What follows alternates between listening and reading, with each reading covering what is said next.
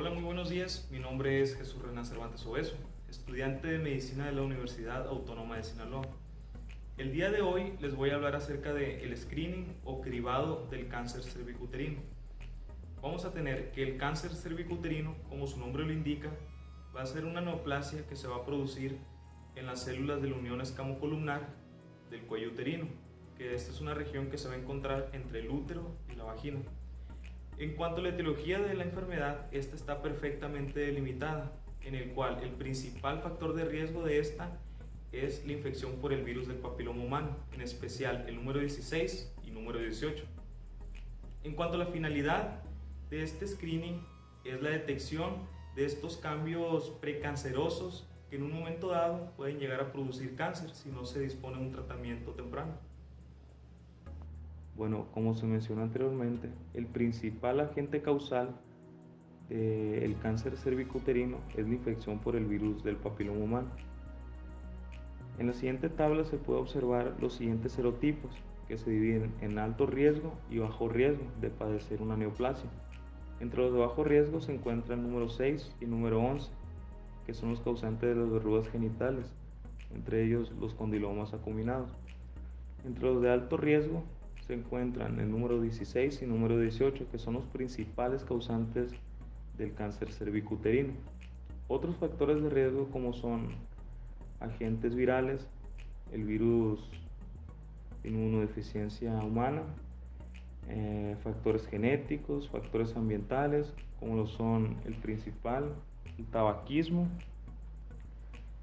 mujeres nulíparas y menstruaciones a edades tempranas. Bueno, vamos a tener que el cáncer de cuello uterino es la tercera neoplasia más frecuente en el mundo en las mujeres. En cuanto a su prevención, esta se debe ir en tres categorías, que son la primaria, secundaria y terciaria. En la primaria se va a basar principalmente en la vacunación, dada así por la Gardasil tetravalente. Secundaria, que se va a basar en el diagnóstico precoz, y la terciaria, que esta es el tratamiento precoz. Nosotros nos basaremos principalmente en la secundaria, que sería el diagnóstico precoz, en sí el cribado. El cribado en este caso consiste en someter a pruebas diagnósticas a todas las mujeres que corren el riesgo de padecer cáncer cervicuterino, la mayoría de las cuales no presentarán ningún síntoma. En el examen morfológico que se va a llevar a cabo debe tener una periodicidad variable de 1 a 3 o 5 años entre cada una de las pruebas. Algunos requisitos que se deben de considerar en la enfermedad para que se lleve a cabo este cribado es que la enfermedad sea un problema de salud importante para la comunidad, enfermedad bien definida y con historia natural conocida, enfermedad con periodo de latencia detectable, que es donde se actuará con este cribado, existencia de una prueba de cribado validada, simple, segura, fiable y eficiente, disponer de un tratamiento sencillo, seguro, eficaz de una enfermedad en fase precursora o inicial. Tenemos que en menores de 25 años no se van a realizar estas pruebas de cribado. Entre los 25 y 30 años se les va a realizar citología cada 3 años. Entre los 30 y 65 años se les realizará citología cada 3 años o pruebas del virus del papiloma humano cada 5 años, co-test cada 5 años. En mayores de 65 años se finalizará el cribado, 3 citologías negativas, 2 pruebas del virus del papiloma humano o co-test negativos, etc. Bueno, en cuanto a estas pruebas, la principal y más conocida, en la cual aún se sigue utilizando, es la prueba de Papa Nicolau en citología.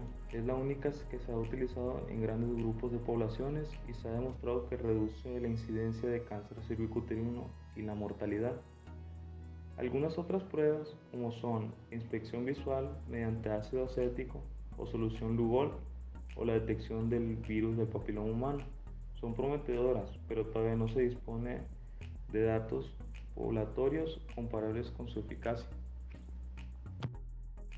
Existen dos tipos de cribado, que es el cribado oportunista y el cribado poblacional.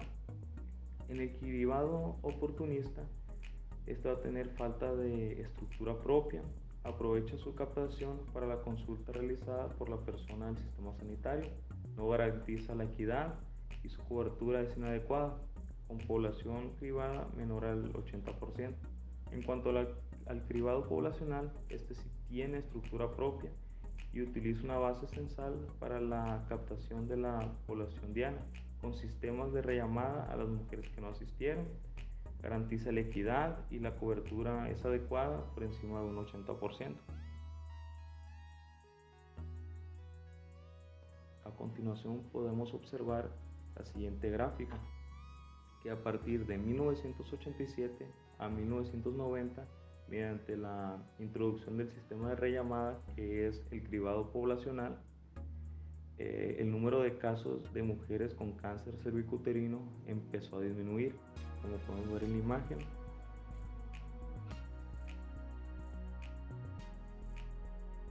En líneas generales, la citología convencional ha sido la prueba de cribado de primera elección, la cual debe repetirse frecuentemente cada 3 años en mujeres de 25 a 65 años como mínimo, para alcanzar niveles aceptables de efectividad.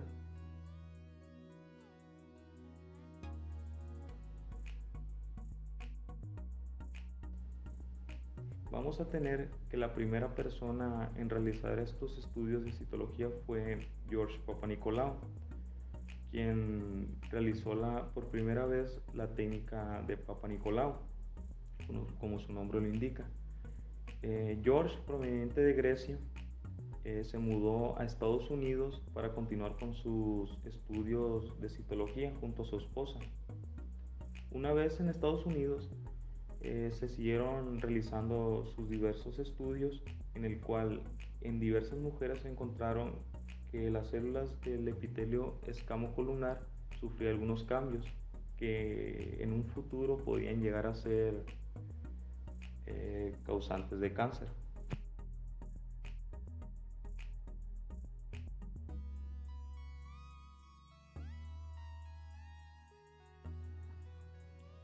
En cuanto a las limitaciones del estudio de citología, se encuentran quién la hace, que podría ser el residente, el médico de atención primaria, el médico interno o las mismas enfermeras, quién la lee e incluso errores que se tengan en la prueba. Se considera y se sugiere que no se haya tenido relaciones sexuales al menos 24 horas antes del estudio. No se debe tener menstruación y que no haya habido lavados vaginales previos.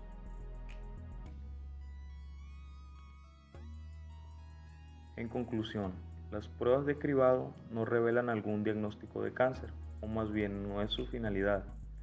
Estas están diseñadas en encontrar lesiones o transformaciones celulares sospechosas que en algún momento dado lleguen a causar lesiones malignas de alto peligro. Se quiere hacer una cobertura aún mayor de la población en general, para así disminuir aún más la frecuencia del cáncer cervicouterino.